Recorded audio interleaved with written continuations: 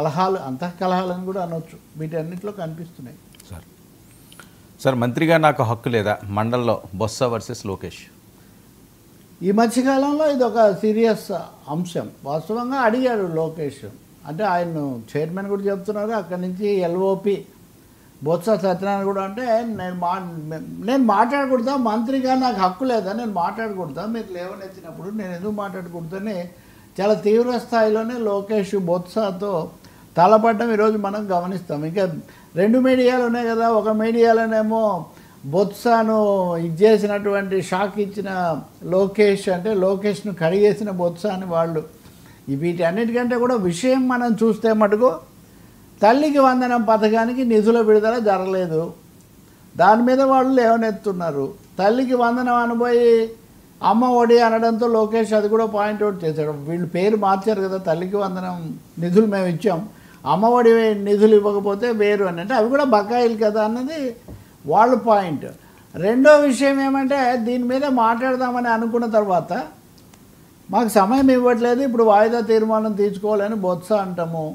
మీరు బీఎస్సీలో చెప్పలేదు కదా, మీరు ఈ సమస్య అంత తీవ్రమైందని భావిస్తే మీరు బీఎస్సీలో చర్చించకుండా ఎకాఎకిని ఇక్కడ పెట్టి దాని గురించి సమయం పోగొడితే ఎట్లా అన్నది ఒక ఇద్దరు సభ్యులు మాట్లాడిన తర్వాత లోకేష్ జోక్యం చేసుకున్నది. అయితే స్పీకర్ ఏమంటారు, మీరు చైర్మన్ ఏమంటారు మోషన్ రాజు, నేను వాయిదా తీర్మానం తిరస్కరించే కదా, తిరస్కరించాక ఇంకా మీరు దాని మీద మంత్రి గారు మాట్లాడకూడదు అంటే ఇది చాలా అన్యాయం, మంత్రిగా నాకు హక్కు లేదా, నేను వివరణ ఇస్తాను మరి దానికి ఏముంది అని ఆయన అన్నారు. తర్వాత ఇంకా ఆర్థిక మంత్రి పయ్యావుల కేశవ్ అయితే కనుక మీరు తీసుకునే వైఖరి కొంచెం వైసీపీ వాళ్ళని తమకు మేలు చేసేదిగా ఉంది అని ఆయన కూడా చేశారు.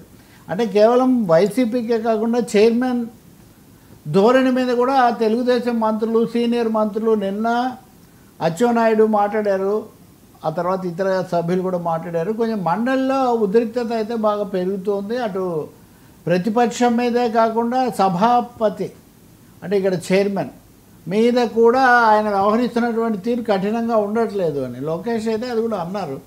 మీరు మాకు చెప్తున్నారు కానీ వాళ్ళకి చెప్పడం లేదు అని ఆయన 2-3 సార్లు ప్రయత్నం చేశారు. కానీ బొత్స ఏమో గట్టిగా ఒక విధంగా నన్ను మనల్ని అవమానించే భాష వాడారు అంటే లోకేష్ 1-2 సార్లు సవాల్ చేశాడు.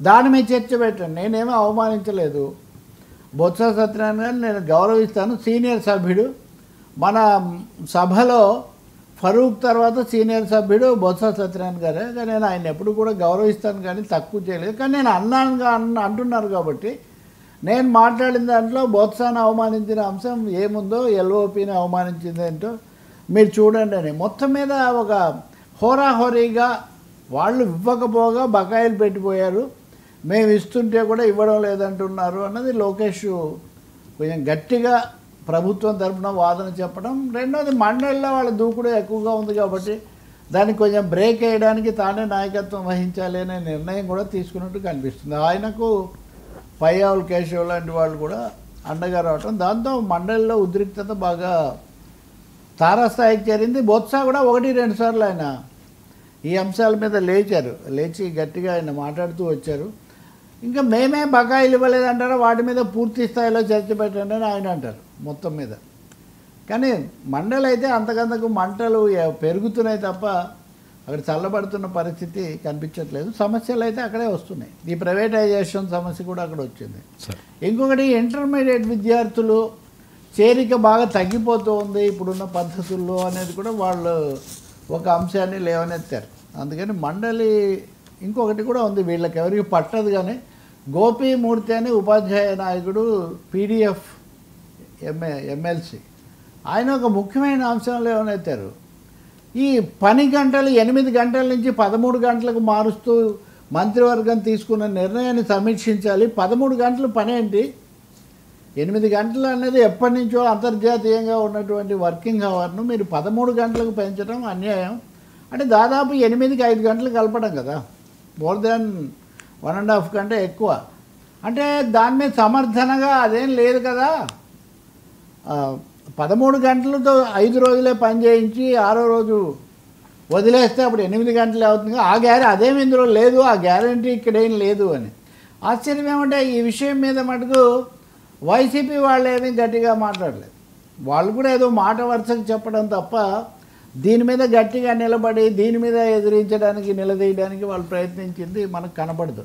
అదే కొన్ని అంశాలేమో మరుగున పడిపోతున్నాయి, కొన్ని అంశాల మీద వాళ్ళు ఏదో ఇక్కడ అప్పర్ హ్యాండ్ మాదే అనుకుంటున్నారు కాబట్టి దాన్ని తగ్గించాలి, వాళ్ళు తగ్గేదేలే అంటున్నారు కాబట్టి మేము కూడా తగ్గేదేలే. ఇప్పుడు లోకేష్ కూడా మేము కూడా తగ్గేదే లేదు, మీకు తగిన కౌంటర్ ఇస్తామన్నది ఈరోజు మనకు కనిపించిన అంశం. సార్ నాగబాబు కీ కామెంట్స్, హోంమంత్రి క్లారిటీ వైసీపీ